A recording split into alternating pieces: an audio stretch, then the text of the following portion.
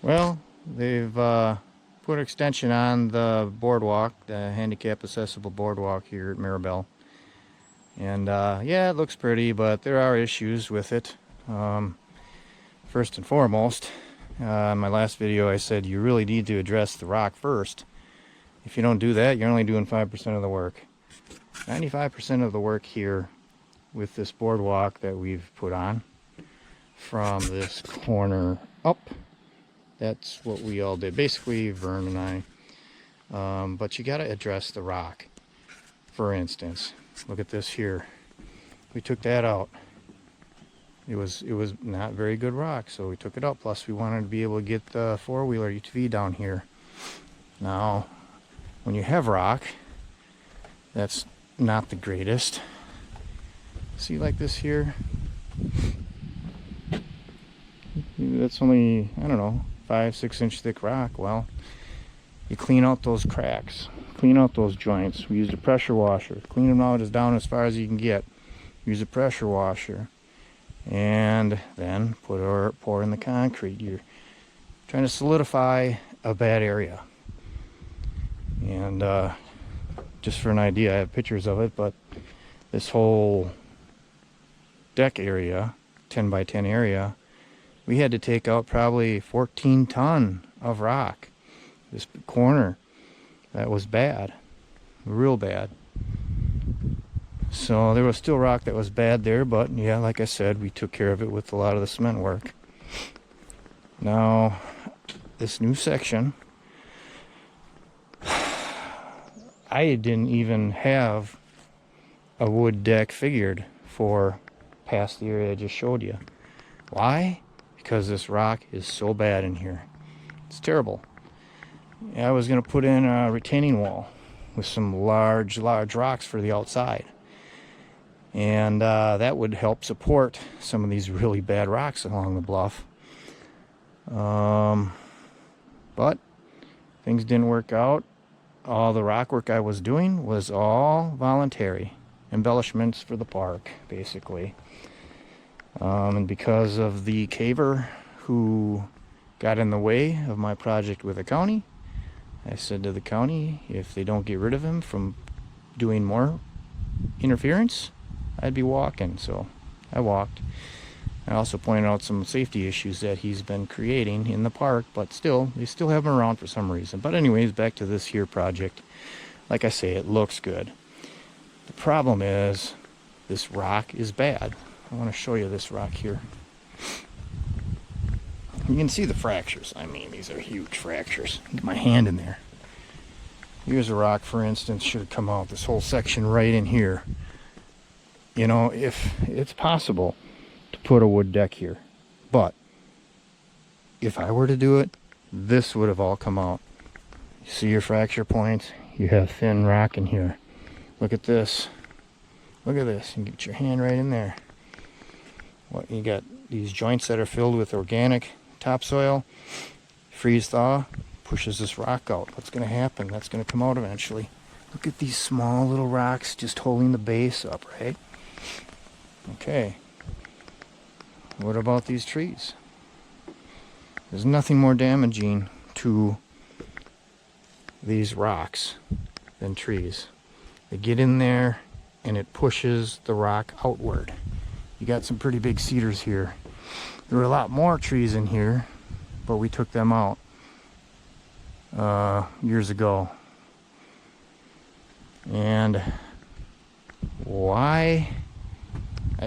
It baffles me. Why was that tree not taken out? You can't get a UTV down now. The whole idea, what I did is I expanded this boardwalk 2 more feet than what originally was the plan, and that was in order to get a UTV. They wanted to be able to get a UTV down. So I didn't charge any more to do that. Nothing at all. But then, who knows? Don't know. It doesn't make any sense. But let me point out a few things here. So, believe it or not, these joints in between the deck boards here were tight. You know, when we finished this last year, they were tight, but wood shrinks. So you got, I don't know, maybe 3/16 of an inch on most of these now. That's after one season of them shrinking down. Well, this is brand new. It was just put in. Look at these gaps. Why were they not put together tight? I don't know. But you can see some of these, I think, are like a 1/2 inch. That's about 3/8. Yeah, what's this one here? It's 3/8. So by the time next year comes by, you're gonna have a pretty wide gap. Look at these here. Close to a 1/2 inch there.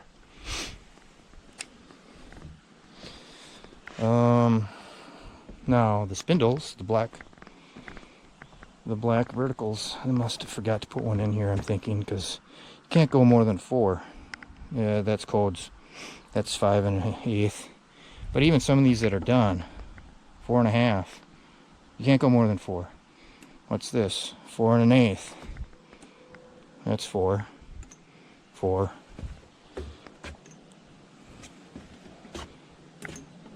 4 1/8.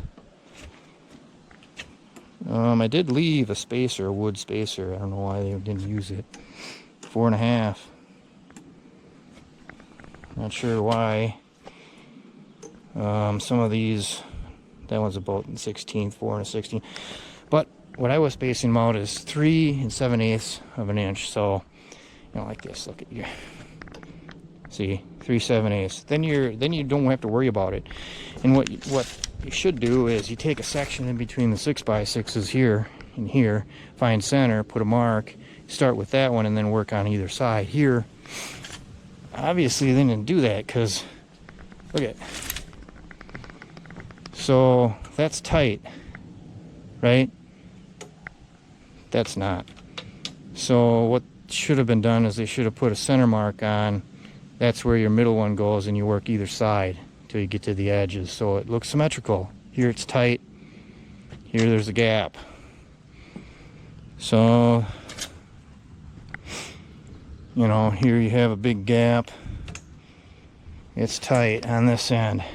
Here it's tight. In this section, it's tight there. You got a big gap here.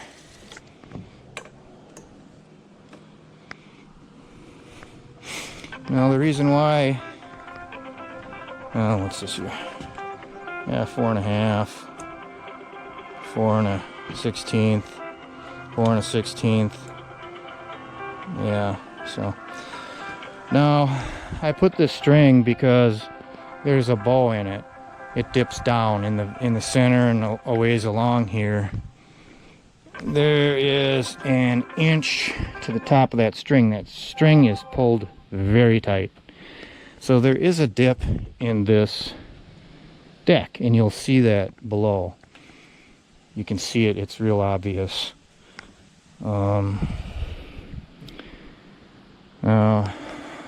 Let's see. So back to this rock. That's the main issue. What worries me is my work up there. So the new stuff is connected to mine. This here, it's going to push out, and it's going to do it relatively soon, I'm sure within a few years. That's going to push this whole deck over, and with mine connected there, you know, there's a strong